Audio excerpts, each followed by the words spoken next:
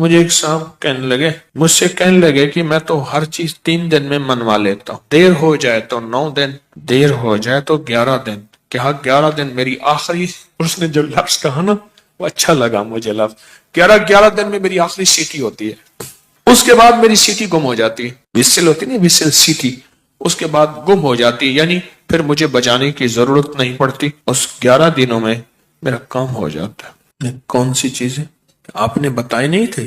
2 نفل پڑھیں، 1000 بار بسم اللہ الرحمن الرحیم پڑھیں، پھر 2 نفل پڑھیں، اس طرح 12,000 اور 12 دگانے بتائے نہیں تھے؟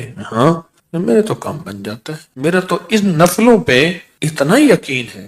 کہنے لگے 5-6 گھنٹے لگ جاتے ہیں، یہ بتا دو۔ اور پھر عجیب بات کہی، کہنے لگے آپ کی بات مجھے ہر جگہ کام آتی ہے، ہو یقین والے اور دھیان والے، بس یقین والے اور دھیان والے یہ نفل، کیونکہ بسم اللہ الرحمن الرحیم جو ہے وہ چیز ایسی سعادت اور نعمت ہے، بسم اللہ الرحمن الرحیم وہ چیز ایسی سعادت اور نعمت ہے، اس کے ساتھ اللہ نے عرشوں کے فیصلے رکھ دیے ہیں، جو کرے گا اس کے ساتھ عرشوں کے فیصلے ہیں۔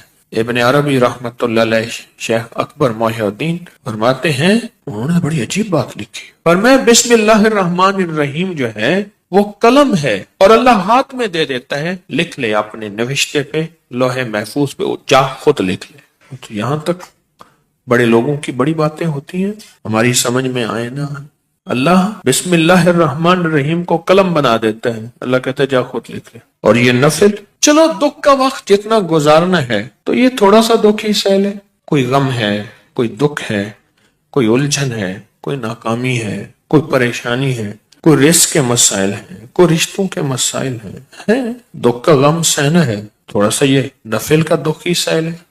2 نفل دھیان والے پڑھے، حاجت کی نیت سے، توجہ والے پڑھے، اور پھر توجہ سے 1000 کی تسبیح لے کے بیٹھ کے بسم اللہ الرحمن الرحیم، بسم اللہ الرحمن الرحیم۔ ایک مائی میرے پاس آئی، بوڑھی تھی، موٹاپا تھا، یہاں شیٹی کا پین ہوتا ہے، درد جسے لنگڑی کا درد بھی کہتے ہیں، ایک ٹانگ میں یہاں سے شروع ہوتا ہے یہاں ختم ہوتا ہے، ان کو یہ درد تھا۔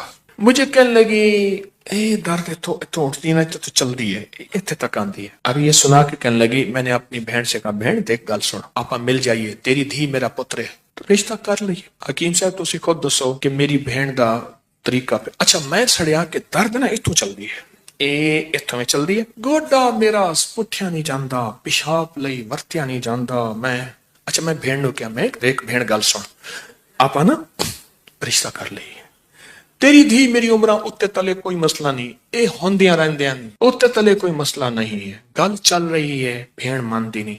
اچھا درد نہ ایویں چاہ کہ میں نے پھڑ لیا میری ٹانگ، بالکل ایویں نہیں ہوندی، اچھا پھر ٹانگ کر کے دے اور چیخ بھی مارے۔ مجھے اچھی طرح یاد ہے اس خاتون کا درد تھا، وہ بھی ایک درد تھا نا، اولاد بھی ایک درد ہوتا ہے، اولاد ایک درد ہوتا ہے۔ جب بڑی ہوتی ہے تو ماں باپ کی نظریں سوچیں پتہ نہیں کتنی دل کے اندر غم کا ذریعہ بن جاتی ہیں۔ تو میرے اوپر ایک چیز کھلی، کس چیز کی؟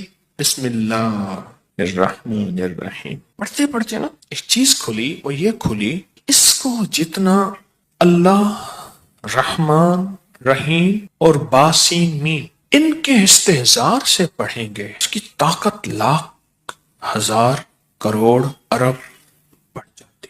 اب یہ استحضار کیا ہے، اس کو ذرا میں کھولوں گا۔ اگر آپ نوافل یہ ان کیفیتوں کے ساتھ پڑھ لیں، وقت آدھا گھنٹہ اور لگ جائے گا، گھنٹہ اور لگ جائے گا، دکھی تو ویسے ہیں، دکھوں کی زندگی تو ویسے ہی گزاری ہے، تو ایک دکھ اور لے لیں پڑھائی کا، توجہ کا۔ کیوں؟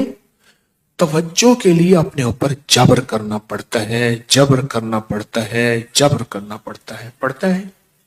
ایک درویش تھے، انہوں نے 700 والیوم، 700 جلدیں لکھی صرف بسم اللہ کی با پہ، بسم اللہ کی صرف بے پر، جسے بے با کہتے ہیں، 700 جلدیں لکھی کہ بسم اللہ کی با کے اندر کیا کائنات کے راز پوشیدہ ہے۔ میرے پاس ایک صاحب آئے، مجھ سے کہنے لگے اولاد نہیں ہے، جائیداد بہت ہے، اور میرے قریب والوں کی جائیداد پہ نظر ہے، حتیٰ کہ میرے رشتہ داروں نے جائیداد تقسیم کر بھی لی ہے، وہ تیرا، یہ بڑا ہو گیا ہے، وہ میرا، وہ تیرا وہ میرا. اور بعض اوقات تقسیم پہ جھگڑا بھی ان کا آپس میں ہو جاتا ہے.